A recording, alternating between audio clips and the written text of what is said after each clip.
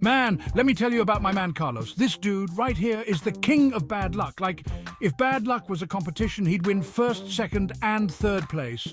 Every day it's something new, something crazier than the last. You think you got problems? Talk to Carlos.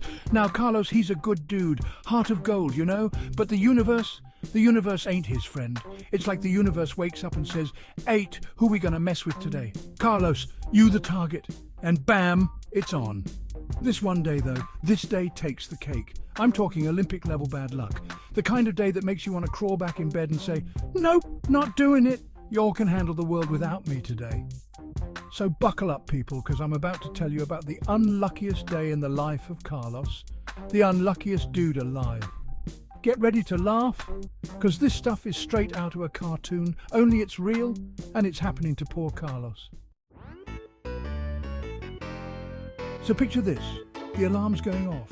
It's 6 a.m, Carlos is dead asleep, dreaming about winning the lottery, which is hilarious because, let's be real, the only thing Carlos is winning is the most unfortunate incident award, every single day.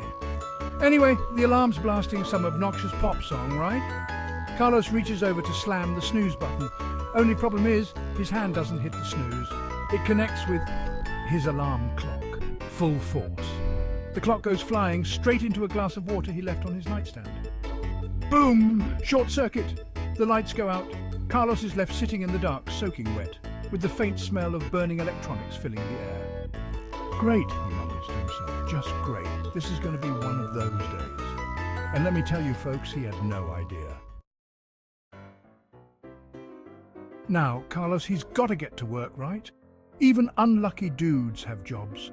So he stumbles out of bed, gets dressed in the dark, which knowing his luck probably means he put on his shirt inside out and backwards, and heads out the door. He gets on the bus, and wouldn't you know it?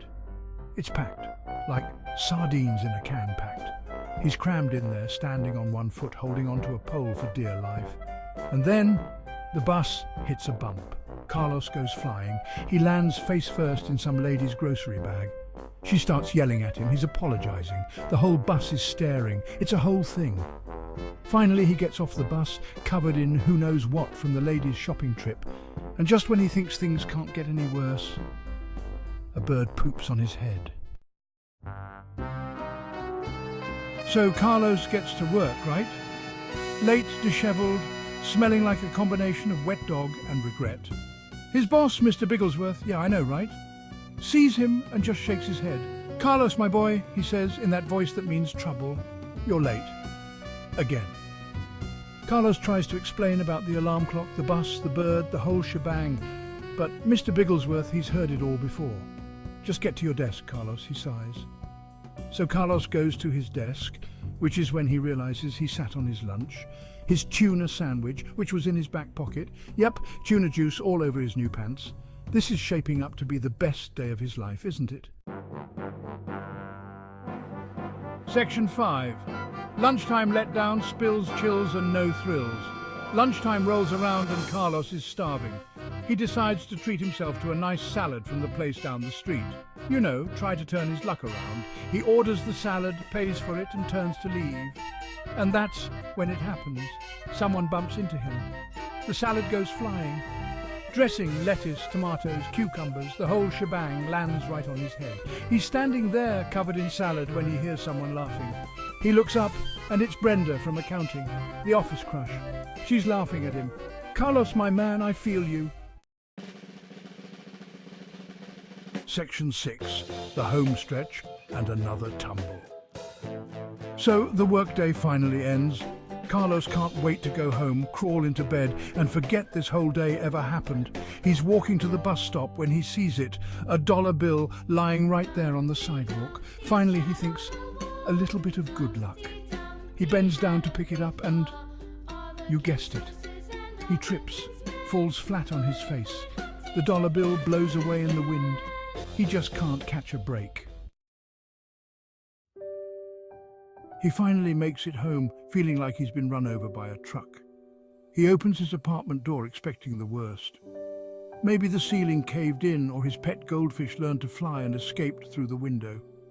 You never know with Carlos, but for once, his apartment is exactly how he left it. No disasters, no surprises, just quiet.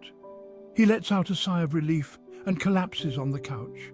He's about to cry himself to sleep when he hears a knock on the door. "Who is it?" He groans, dreading the answer. "It's Mrs. Rodriguez from next door, dear," a sweet voice replies. "I made too much spaghetti and meatballs. I thought you might like some." Mrs. Rodriguez, she's this little old lady who lives in the apartment next door. She's always got a smile on her face, even when Carlos accidentally sets off the fire alarm, making her cookies taste like smoke. She's like the grandma he never had, and right now she's a sight for sore eyes. He opens the door and there she is, holding a giant pot of spaghetti and meatballs. It smells like heaven.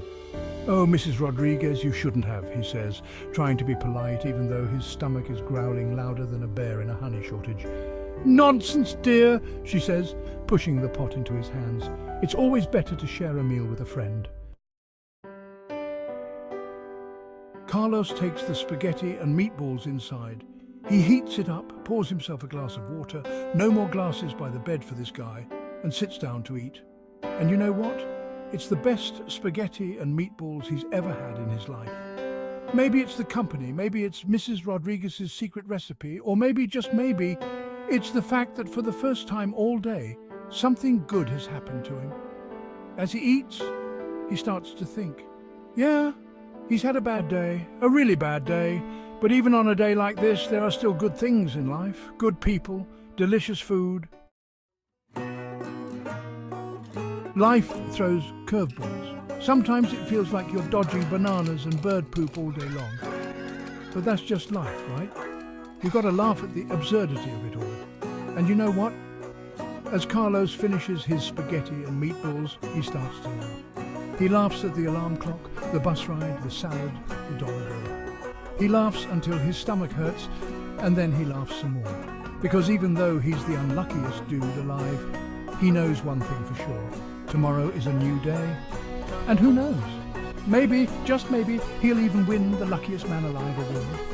But let's not get ahead of ourselves. For now, he's just grateful for good neighbours, warm food, and the ability to find humour in the face of disaster. And that, my friends, is a beautiful